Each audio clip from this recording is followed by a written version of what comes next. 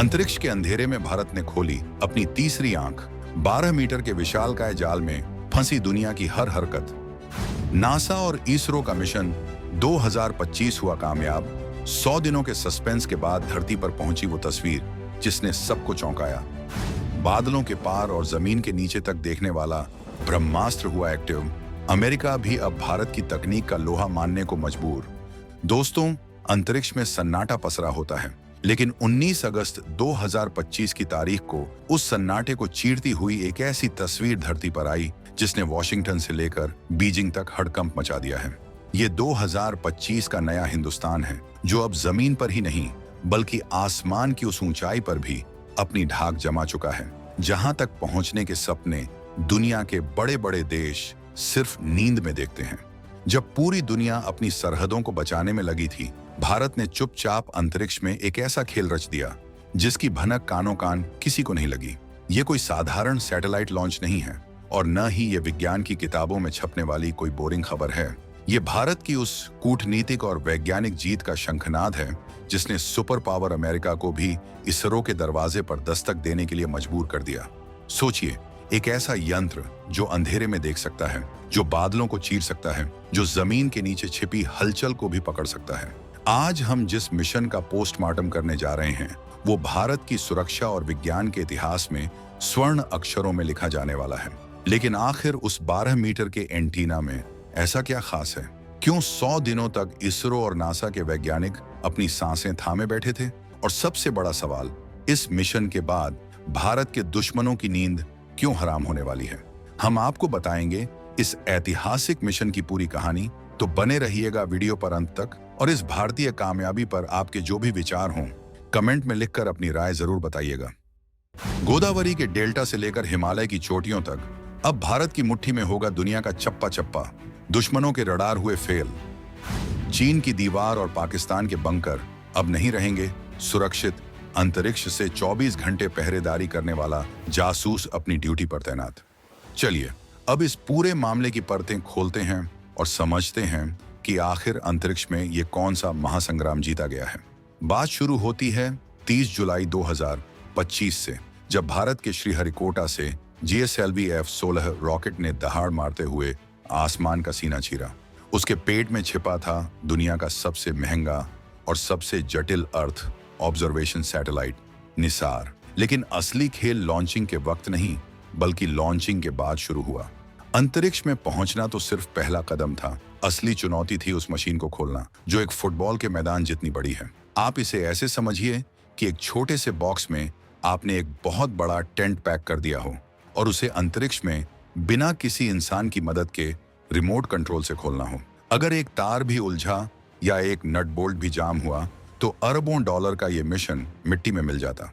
ये 100 दिन किसी थ्रिलर फिल्म से कम नहीं थे। वैज्ञानिकों की धड़कनें रुकी हुई थीं। 9 अगस्त 2025 को जब इस मशीन के बूम को खोलने का कमांड दिया गया तो पूरी दुनिया की नजरें भारत पर टिकी थीं। ये कोई लोहे का साधारण डंडा नहीं था। ये नासा की अत्याधुनिक तकनीक से बना वो ढांचा था जिस पर भारत की आंख टिकी थी। इसे खुलने में 5 दिन लगे। पहले कलाई खुली, फिर कोहनी मुड़ी और फिर कंधे ने अपनी जगह ली। ये अंतरिक्ष में हो रहा अब तक का सबसे सटीक और जोखिम भरा मैकेनिकल डांस था। अब जरा इस मिशन की उस ताकत के बारे में बात करते हैं जो इसे दुनिया का सबसे खतरनाक और असरदार हथियार बनाती है। इसका रडार सिस्टम। निसार कोई आम कैमरा नहीं है जो फोटो खींच ले। ये एक सिंथेटिक अपर्चर रडार है। आसान भाषा में कहें तो ये एक ऐसा चमगादड़ है जो अंधेरे में भी अपनी आवाज तरंगों से सामने वाली चीज का नक्शा बना लेता है। इसमें 2 तरह के रडार लगे हैं। एक है L बैंड, जिसे अमेरिका के नासा ने बनाया है, और दूसरा है S बैंड, जिसे हमारे भारत के शेरों ने यानी इसरो ने तैयार किया है। और आपको जानकर गर्व होगा कि जिस तस्वीर ने दुनिया को हिलाया है वो इसी भारतीय S बैंड रडार ने खींची है। 19 अगस्त 2025 को जब निसार ने अपनी पहली नजर धरती पर डाली तो उसने गोदावरी नदी के डेल्टा को चुना। वो तस्वीर कोई साधारण गूगल मैप जैसी तस्वीर नहीं थी। उसमें मैंग्रोव के जंगल, खेतों की मेड़, सुपारी के बागान और मछली पालन के तालाब, सब कुछ ऐसे साफ दिख रहा था जैसे कोई वहां खड़ा होकर देख रहा हो।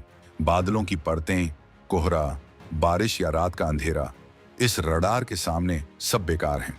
ये रडार जमीन के अंदर हो रहे बदलावों को, पेड़ों के पत्तों में छुपे पानी को और पहाड़ों पर जमी बर्फ की एक एक इंच परत को नाप सकता है।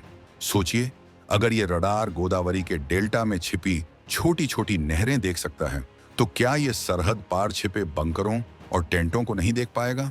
अब आप सोच रहे होंगे कि अमेरिका जैसा देश, जिसके पास खुद नासा जैसी एजेंसी है, वो भारत के पास क्यों आया? ये सवाल बहुत महत्वपूर्ण है और इसका जवाब हर भारतीय का सीना चौड़ा कर देगा। दरअसल अमेरिका को पता था कि अगर उसे दुनिया का सबसे बेहतरीन रडार सैटेलाइट बनाना है तो उसे भारत की जरूरत पड़ेगी। भारत की जुगाड़ नहीं, बल्कि भारत की सटीक तकनीक और किफायती लॉन्चिंग क्षमता का दुनिया में कोई तोड़ नहीं है।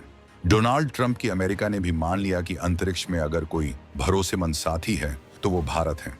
इस मिशन में लगा 12 मीटर व्यास का एंटीना रिफ्लेक्टर, जो सोने के तारों से बुना हुआ एक विशाल जाल जैसा दिखता है, उसे अंतरिक्ष में सही सलामत खोलना नासा के लिए भी एक चुनौती थी। लेकिन इसरो के वैज्ञानिकों ने इसे अपने नियंत्रण कक्ष ISTRAC से ऐसे संभाला जैसे कोई बच्चा रिमोट कंट्रोल कार चला रहा हो। नासा की जेट प्रोपल्शन लेबोरेटरी JPL के वैज्ञानिक भी इसरो का काम देखकर दंग रह गए। जब अहमदाबाद और अमेजन के वर्षावनों में लगाए गए रिफ्लेक्टर्स से सिग्नल वापस आए और कैलिब्रेशन पूरा हुआ, तो साबित हो गया कि भारत और अमेरिका की ये जोड़ी अंतरिक्ष में अजेय है। ये सिर्फ विज्ञान नहीं है, ये जियोपॉलिटिक्स का एक नया अध्याय है, जहां भारत अब जूनियर पार्टनर नहीं बल्कि बराबरी का हिस्सेदार है। लेकिन दोस्तों, इस मिशन का असली रोमांच तो अब शुरू होगा। ये सैटेलाइट हर 12 दिन में पूरी दुनिया का चक्कर लगाकर धरती का एक एक कोना स्कैन कर लेगा। इसका मतलब है कि धरती पर होने वाला कोई भी बदलाव अब भारत की नजर से बच नहीं पाएगा। चाहे वो हिमालय के ग्लेशियरों का पिघलना हो, जमीन का ढंसना हो या फिर समंदर के जल स्तर का बढ़ना हो, निसार सब रिकॉर्ड करेगा। और सबसे बड़ी बात, इसका डेटा। आज के दौर में डेटा ही असली तेल है, असली खजाना है। निसार से मिलने वाला डेटा इतना विशाल और सटीक होगा कि दुनिया भर के वैज्ञानिक भारत की तरफ उम्मीद भरी नजरों से देखेंगे। खेती किसानी से लेकर आपदा प्रबंधन तक भारत के पास अब ऐसी जानकारी होगी जो उसे ग्लोबल लीडर बना देगी। सोचिए, भूकंप आने से पहले जमीन में होने वाली रेंगती हुई हलचल को अगर पकड़ा जा सके तो कितनी जान बचाई जा सकती है। निसार में वो ताकत है कि वो जमीन के खिसकने को मिलीमीटर की सटीकता से नाप सकता है। ये तकनीक भारत के किसानों को बताएगी कि उनकी फसल को कब पानी चाहिए, कहाँ बीमारी लग रही है और मौसम का मिजाज कैसा रहेगा। ये सैटेलाइट आसमान में बैठा भारत का वो चौकीदार है जो न कभी सोता है न कभी थकता है। इस सफलता के मायने और भी गहरे हैं। जब चीन अपने जासूसी जहाजों को हिंद महासागर में भेजता है या जब पड़ोसी मुल्क सीमा पर कोई नापाक हरकत करने की कोशिश करते हैं, तो उन्हें लगता है कि वो छिप सकते हैं। वे रात के अंधेरे का या खराब मौसम का फायदा उठा सकते हैं। लेकिन अब निसार की तैनाती के बाद ये मुमकिन नहीं होगा। निसार का रडार किसी भी मौसम में, दिन हो या रात, धरती की स्पष्ट तस्वीर ले सकता है। इसका मतलब है कि अब भारत के पास रियल टाइम सर्विलांस की वो ताकत आ गई है जो अब तक सिर्फ सुपर पावर देशों के पास थी।